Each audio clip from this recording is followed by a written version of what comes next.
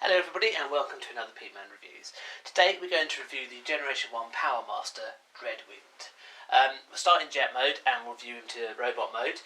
He does combine with his brother Power Master Darkwing, but I'll show you the combined form with Darkwing's video. So for the moment we'll just focus on Dreadwind. So, jet mode, it looks very good. You've got weapons, missiles here. They don't do anything, they're just there for show, but they look good. The guns, it can actually holds the guns, but it's not obvious from this mode to give weapons there.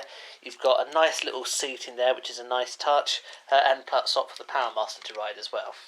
Overall, it looks very, very good. Now, he does have additional wings that come out here, however they are for the Dreadwing mode, so they don't usually go out on this Dreadwind mode. You can have them out if you want, it's not going to do any harm, but I'm choosing to leave them in for there. Now the colour scheme, the reason the colours are so broken up, particularly here and here, is for the combined mode. So while it makes the combined mode look a bit better, it kind of makes this version look a bit broken up. Obviously that's deliberately to make you go out and buy the other one as well, but if you didn't have the money for that, or you just wanted to display them separately, you kind of lose a little bit here. So his little companion is High Test. No, it's not High Test. Yes, it is High Test. High Q is Prime's companion. I'm going to make the same mistake as well. It's High Test. Now High Test plugs in here. It's bloody stiff to get in and out, I have to say. This is where the old mechanism starts to get a bit tricky. And he has very limited articulation. You can waggle his arms up and down. Hey, he's much like Power Master Prime. And basically, if you want to transform Dreadwind to robot mode, you need to have him plugged into the chest. He can stay plugged into the chest in robot mode and in combined mode, so to be honest, I usually leave him plugged in, much like all Power Masters. Or God Masters if you're watching in Japan.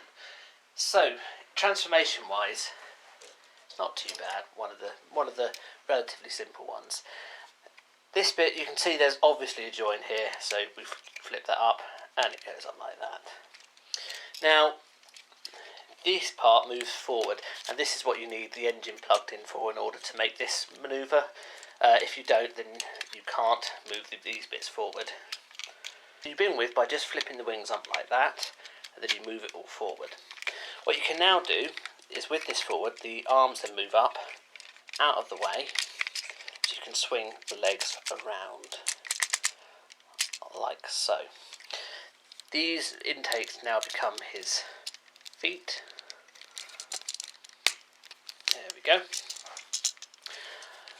Almost there. Whip the arms back round. Put the arm back round.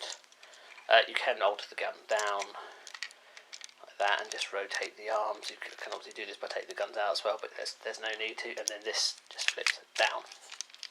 And there we are. I'm just going to move this back up as it's come down a bit. And there we are. Dreadwing in robot mode. Now, he's actually pretty decent as a robot. Colour scheme looks a lot better with the purple and the kind of turquoise and the white. Actually go quite well. The only slight irritating part is because of the way he transforms, the way it comes down here, his head sticks back a long, long way from the body. It's not very noticeable here, although I suppose you can kind of just see that there's quite a lip between the front and where his head starts. So he's got a massive, massive chest. Indeed, his head is behind his shoulders, which just looks daft. But otherwise, it's a pretty decent robot. It's very, very true to the, I guess, both the comics and, if you ignore the colour scheme, the TV series. And looks like a good robot too. Arm-wise, he's got considerably more arm manoeuvrability than Power Master Prime did. He can move up, and he has a, what would you call it? An elbow? Yes. Right. Don't know why I did that. Right, so in terms of arm manoeuvrability, he's got considerably more than Power Master Prime in that he can waggle his arms up like that, and he can then move again with his elbow.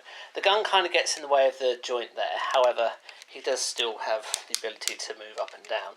The hand rotates, he can't, there is no way of, however, rotating left and right is up and down predominantly. The legs do have some articulation as well, but not the way you'd expect. You expect them to go back. No. They go forward. Which is bizarre. There's no need for a joint there. It's not needed for the transformation. It's just a little bit odd to have an unnecessary joint, because, as if you remember, when we transform him, it swings round this way. So why is there a joint there that rotates in the wrong way?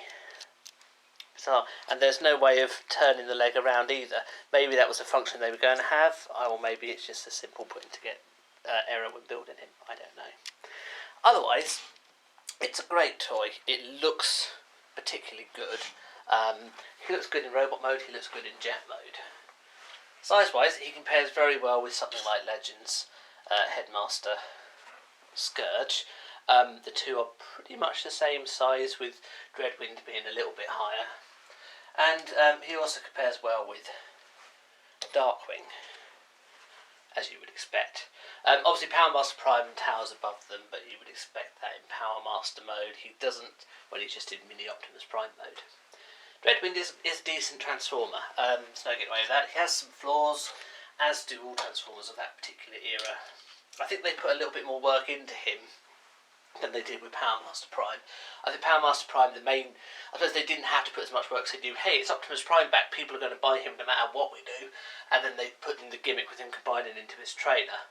And again, these guys do have a gimmick combining with each other, Dreadwind and Darkwing, but they put a little bit more effort, I think, into the actual robots as well. Anyway, thank you very much for watching. Tune in for the next episode, and we'll combine Dreadwing and Darkwing together. Thank you. Goodbye.